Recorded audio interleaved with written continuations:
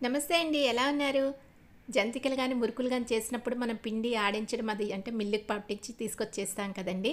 ఇప్పుడు అందరూ గూడా మినపప్పు ఉడికించి చేస్తున్నారు కదా! నేను కూడా ట్రై చేశానన్నట్టు ఎలా వస్తుంది ఏంటని. కానీ ఎంత క్రిస్పీగా చాలా చాలా బాగా వచ్చాయండి. ఎటువంటి ఆయిల్ గూడా అంటే మనం పిండి కలిపినప్పుడు వేయకుండా చక్కగా వచ్చిందన్నట్టు. చూసారా ఎంత క్రిస్పీగా వచ్చాయో? చేయడం కూడా చాలా ఈజీ అయిపోయిందండి. మళ్ళీ మిల్లుకి తీసుకెళ్ళడం, పట్టడం ఇవన్నీ కాకుండా డైరెక్ట్‌గా మన ఇంట్లో ఉన్న వాటిలతో చేసేసుకోవచ్చు అన్నట్టు. దీనికోసమైతే ఈ కప్పుతోనే తీసుకున్నానండి మినపప్పు. చాలా ఎక్కువ వచ్చింది అమౌంట్. దీన్ని ముందు అయితే కడిగేసుకున్నానండి 1, 2 సార్లు. చాలా డస్టీగా ఉంటుంది కదా! అందుకని 1, 2 సార్లు కడుక్కున్న తర్వాత ఇందులో మళ్ళీ 3 కప్పులు నీళ్ళు అయితే వేసానండి. పప్పును బట్టి కూడా ఉంటుంది. నానబెట్టింది అయితే కొంచెం తక్కువ అమౌంట్ నీళ్ళు పడతాయి. లేదంటే మాత్రం 3 కప్పులు అయితే పట్టిందండి. ఎక్కువ వాటర్ వేసినా మనకి ఇబ్బంది. పిండి ఎక్కువ పడుతుంది కదా! రేషియో అంత సరిగ్గా కుదరదు మనకి. అందుకని చెప్పేసి కరెక్ట్‌గా మనకు ఉడికేటట్టు వేసుకుంటేనే మంచిది. వీడియో ఎడిటింగ్లో 2 కప్పులే కనిపించాయండి. 3 కప్పుల నీళ్ళు అయితే వేసుకోవాలి.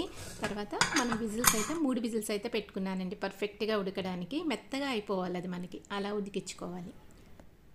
చూడండి చాలా మెత్తగా అంటే మొత్తం అంతా తుల్లిపోతూ ఉంటుందండి. ఇది పప్పు కదా! చాలా తుల్లిపోతుంది. ఇంత మెత్తగా అయితే మనకు అవ్వాల్సి ఉంటుందండి. చాలా మెత్తగా అంటే మెదుపుకుంటాం కదా! అప్పుడు చాలా మెత్తగా వచ్చేయాలి. అయితే మనం ఇలా చేయనవసరం లేదండి. చేత్తో మిక్సీలో డైరెక్ట్‌గా వేసేసుకుంటే సరిపోతుంది.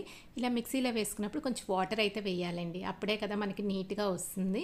మనకి దోస బ్యాటర్ ఉంటుంది కదా! దానికంటే కొంచెం థిక్‌నెస్‌తోనే ఉండాలండి. చూసారా? ఈ మాత్రం ఇలా వస్తే సరిపోతుంది.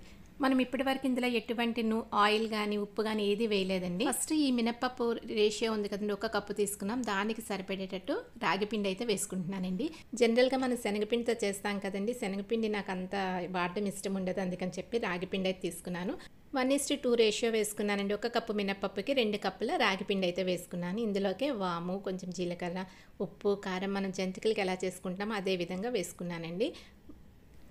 ఇవి వేసిన తర్వాత ఇంకెటువంటి ఆయిల్ అది ఏం వేయనవసరం లేదండి. జస్ట్ ఇది కలిపేసుకోవాలి. వాటర్ అయితే వేయకూడదు.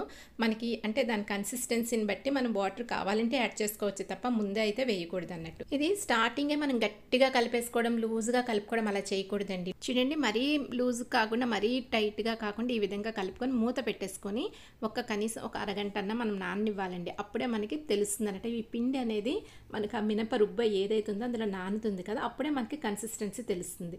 ఇలా పర్ఫెక్ట్గా వచ్చిన తర్వాత మనం జంతికలు వేసేసుకోవచ్చు. లేదు అని టైట్గా ఉంది అని అంటే కొంచెం వాటర్ కలుపుకోవాలండి. లేదు పల్చగా అయిపోయిందంటే కొంచెం రాగి పిండి కానీ బియ్య పిండి కానీ యాడ్ చేసుకోవచ్చు. ఇప్పుడు ఇంకా జంతికలు అయితే వేసేసుకుంటున్నానండి. నార్మల్గా మన జంతికలు ఎట్లయితే రాగి జంతికలు చేస్తాం కదండి, బియ్యపిండి రాగి కాంబినేషన్తో చేస్తాం కదా, సో అదే విధంగా మనం ఫ్రై చేసుకుంటాం. అదే విధంగా ఫ్రై చేసుకోవాలండి. ఈ పిండి పట్టించుకోవడం తర్వాత లేదంటే బయట నుంచి ఇలా కాకుండా మన ఇంట్లో ఉన్న మినప్పప్పుతోనే మన జంతికలు అయితే చేసేసుకున్నామండి. ఇదే విధంగా మీరు రాగి పిండి బదులు శనగపిండి కూడా యాడ్ చేసుకొని అందులో కొంచెం బియ్యపిండి కూడా యాడ్ చేసుకొని చేసుకున్నా చాలా క్రిస్పీగా వస్తున్నాయండి.